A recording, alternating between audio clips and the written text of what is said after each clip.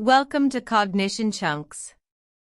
This is Walking on Clouds, the Anatomy of Euphoria and Emotional Highs. A follow-up series of phrases like seeing pink elephants.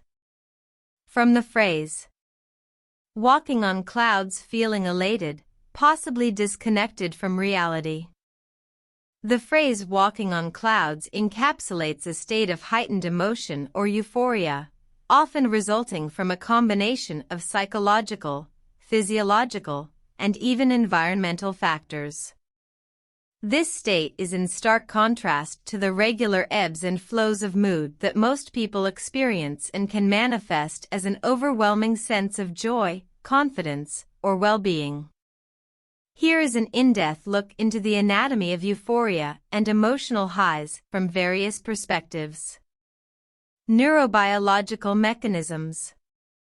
1. Dopamine surge. Dopamine, often termed the pleasure hormone, is significantly involved in the experience of euphoria. This neurotransmitter helps to create feelings of pleasure and satisfaction. 2. Endorphins. These are the body's natural painkillers and mood elevators. Physical activities, like exercise, can trigger the release of endorphins. 3. Serotonin, another neurotransmitter that plays a role in mood regulation. Serotonin levels can affect feelings of well-being and happiness.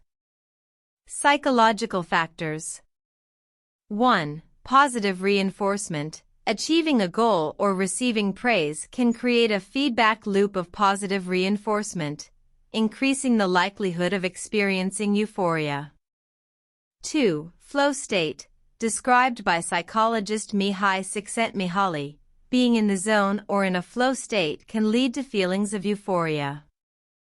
3. Validation, external or internal validation can greatly elevate one's mood, especially when it aligns with personal values or goals.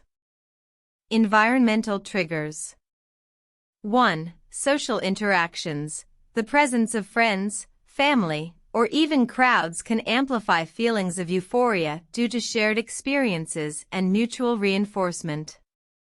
2. Music and art. Exposure to emotionally resonant art forms can trigger intense emotional responses, often leading to a heightened state.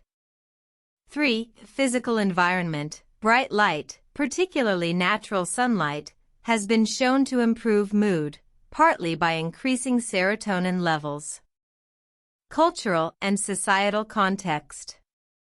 1. Collective euphoria, often seen at religious events, concerts, or sporting events where mass psychology can lead to shared emotional highs. 2. Socially constructed norms. What is considered a reason for euphoria can vary between cultures and societies, often shaped by collective values and experiences. Temporary versus sustainable euphoria. 1. Instant gratification. Forms of instant gratification, such as consuming sugar or using certain substances, can lead to temporary euphoria, but often come with a crash. 2. Sustainable practices. Mindfulness, regular exercise, and meaningful engagement are often cited as sources of more sustainable emotional highs. Ethical and health considerations. 1. Addiction risk. Activities and substances that induce euphoria can be addictive, especially when they involve a rapid influx of pleasure-inducing neurotransmitters. 2. Mental health. Persistent euphoria can sometimes indicate underlying mental health conditions, such as mania in the context of bipolar disorder. Philosophical and existential angles.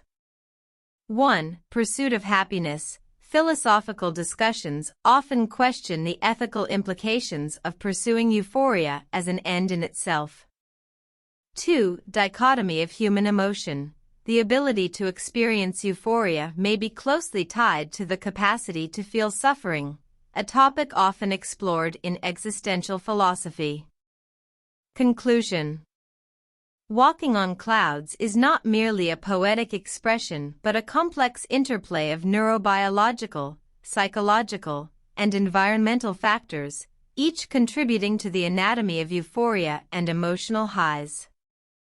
While these experiences can be intensely pleasurable, they also come with ethical considerations and potential risks, particularly when pursued in an unsustainable or unhealthy manner.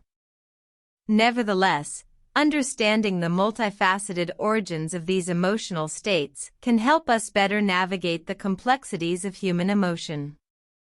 And there we have it, Cognition Chunkers, the end of our roller coaster journey through the complex world of euphoria and emotional highs.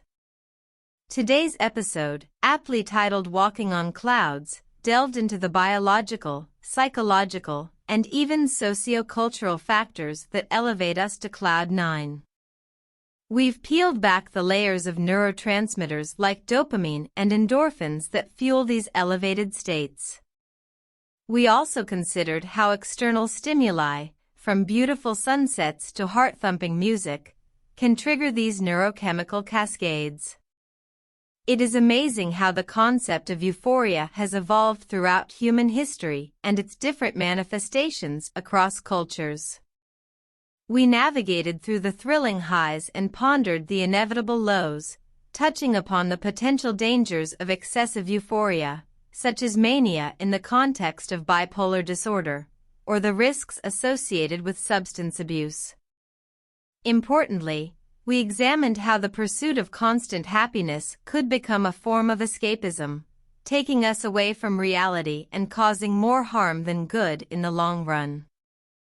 As we move towards our upcoming series Seeing Pink Elephants, this episode serves as a compelling preamble to understanding the complex interplay between our emotional experiences and our perception of reality. It begs the question, when does the joy of walking on clouds risk turning into seeing pink elephants, distorting our sense of what's real and what isn't? If you loved today's enlightening episode, please hit that like button and share this chunk of cognitive exploration with those who might also enjoy walking on clouds for a bit. If you haven't subscribed yet, now's the perfect time to do so.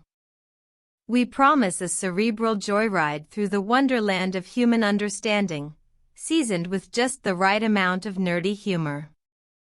So the next time you find yourself walking on clouds, maybe take a moment to reflect on what's lifting you up. Is it a fleeting emotional high or a sustainable state of well-being?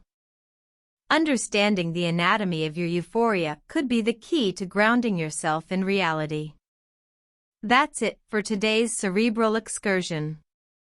Stay curious, stay mindful, and until our next episode, keep those cognitive gears turning.